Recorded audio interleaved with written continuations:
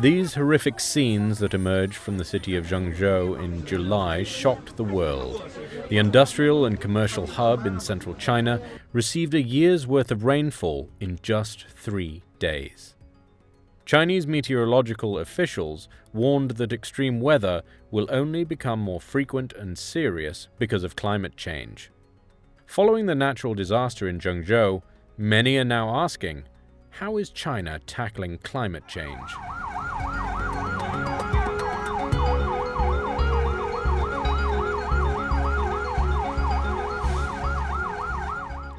Like the rest of the world, China is facing more frequent extreme weather. The nation has seen more heat waves and heavy rainstorms. Temperatures have risen by 0.24 degrees Celsius on average every 10 years. China's coastal regions have also seen sea levels rise 3.4 millimeters per year. The global average is 3.2 millimeters. One study predicts that if nothing is done, China's economic powerhouses in the Yangtze River Delta and Pearl River Delta could suffer from higher tides and annual flooding. Major coastal cities, including Shanghai and Guangzhou, could also face more flooding and greater storm damage. Greenhouse gases are a major contributor to climate change. And while every country produces such emissions, years of rapid economic growth have made China the world's biggest source of the primary greenhouse gas, carbon dioxide. The nation's CO2 emissions rose from 3.3 gigatons in 2000 to over 10.1 gigatons in 2019.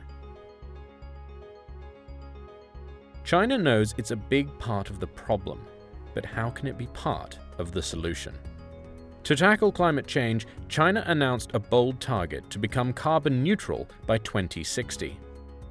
中国将提高国家自主贡献力度，采取更加有力的政策和措施，二氧化碳排放力争于2030年前达到峰值，力争取2060年前实现碳中和。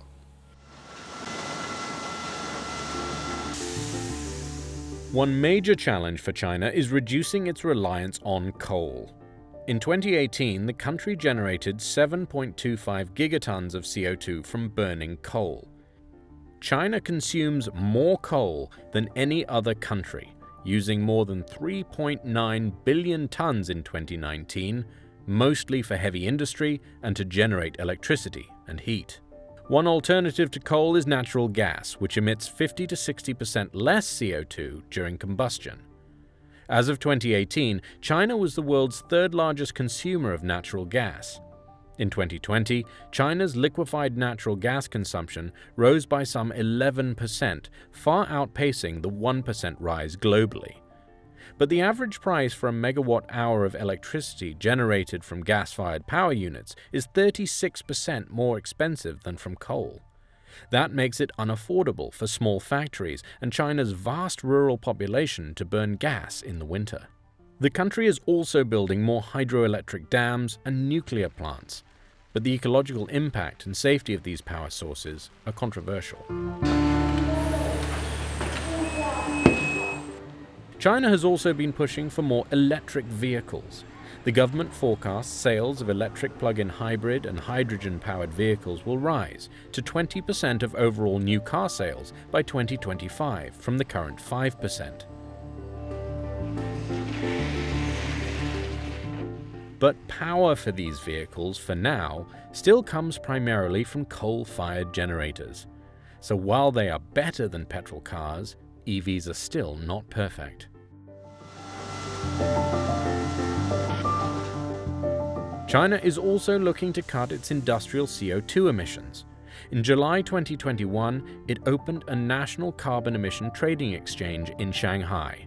The scheme, based on a cap-and-trade model, is currently limited to the power generation sector. Each company is allocated a certain number of emissions allowances up to a set limit. They can trade or buy allowances depending on whether they remain below or exceed the cap. Less efficient companies which exceed their emissions quotas will have to square the difference by buying additional carbon permits from more efficient companies. The nation is also pursuing decarbonization projects, including energy efficiency upgrades, replacing fossil fuel energy generation facilities with renewable or low-carbon ones, and retrofitting plants with carbon capture equipment. China's approach is also different from other countries, which often limit their absolute amounts of emissions.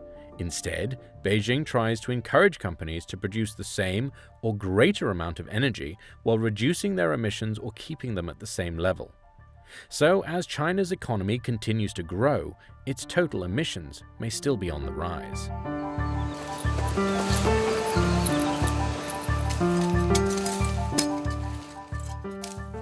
Perhaps the most visible attempt to stem the tide of global warming is China's reforestation program.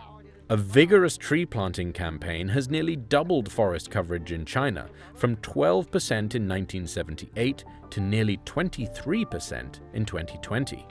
New forests act as huge carbon sinks, absorbing CO2 from the atmosphere and locking it in the ground. China is also targeting climate change with its latest 5-year plan, which includes a goal of reducing emissions intensity, the amount of CO2 produced per unit of GDP, by 18% from 2021 to 2025. Another target is for alternatives to fossil fuels to make up 20% of China's primary energy generation.